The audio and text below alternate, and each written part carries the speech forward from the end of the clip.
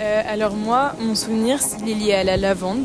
L'odeur de la forêt, Je faisais de la trottinette avec mon frère. le craquement de la branche, et notamment le jus de litchi, le goût des murs, Noël. Et un nid de guêpe. et le rire de ma sœur et de mon cousin. Et j'adorais. La garderie, quand j'étais au primaire. Qui avait une maison particulièrement grande. La plante, c'est ce sentiment un peu aussi d'appartenir. Au moment où j'attendais, Chaque année, de mes 2 ans à 5 ans, dans la période qui précédait Noël, de 2 ans à 5 ans, Ça se trouve, j'étais plus jeune, mais je m'en souviens pas très bien. En fait, c'est pas vraiment la date qui compte, c'était plus le souvenir Dans le sens où il y avait. du nord de la France. Au sud de la France, Sur la paille, qui avait un bruit de craquement assez particulier. je me baladais toute seule en fait, dans... du papier imprimé. et qui en fait à la fin, quand j'avais fini la briquette de petits brins de lavande, pour ensuite emporter cette odeur avec nous. C'est quelque chose que j'ai adoré. Et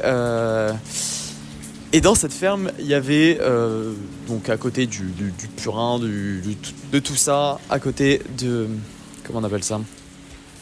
Du fumier. Et ben, je jouais dans la paille qui était à côté du fumier. Et c'est généralement un endroit où les bois, enfin dans le bois chez mes grands-parents, qui est l'extension du jardin. les guêpes font leur nid. Et donc, moi, je jouais à ce moment-là à sauter sur... Mes parents qui sont profs et du coup ils restaient encore à l'école jusqu'à 18h, sauf que moi j'avais fini depuis 15h. Je ne sais pas comment me débarrasser de 3 guêpes qui m'attaquent. Et je décide... Les découper et les coller sur des longues listes au Père Noël. Mais ce qui moi m'a le plus marqué, c'est surtout. Le bruit de la tondeuse de mon grand-père, parce qu'il nous surveillait en passant, c'était un tracteur tondeuse dans le jardin à côté. Il commençait à faire noir, en même temps il faisait pas encore très noir. Et juste, il y avait du purin et il y avait la mère qui me frappe à travers le t-shirt. ça qui me revient assez souvent, et c'est à chaque fois que chaque pas ça craquait. Et sans m'en rendre compte, j'avais Le vent qui s'abat sur moi. qui continuait à me piquer à ce moment-là. Et je me souviens que c'était assez satisfaisant quand on réussissait à bien feuilleter les pages, parce que quand on est petit, on manque un peu de dextérité parfois, et vu que c'est des surfaces assez lisses et collantes, je me souviens que c'était un peu un challenge. On voulait faire comme les grands et feuilleter voluptueusement les feuilles de magazine. Je goûte quelque chose qui a le goût des murs, parce qu'il le goût des murs plutôt, parce qu'il y avait un mûrier. Donc très acidulé, parce que je n'ai mangé jamais à ces murs, puisque c'est pas tout à fait la saison, mais en même temps c'était tellement bon.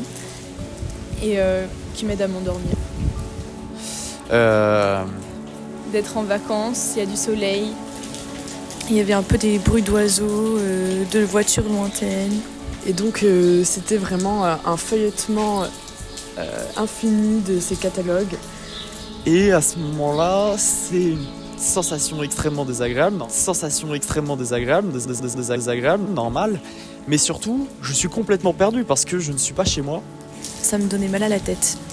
Le fait de ressentir. À mes grands-parents, surtout ma mamie.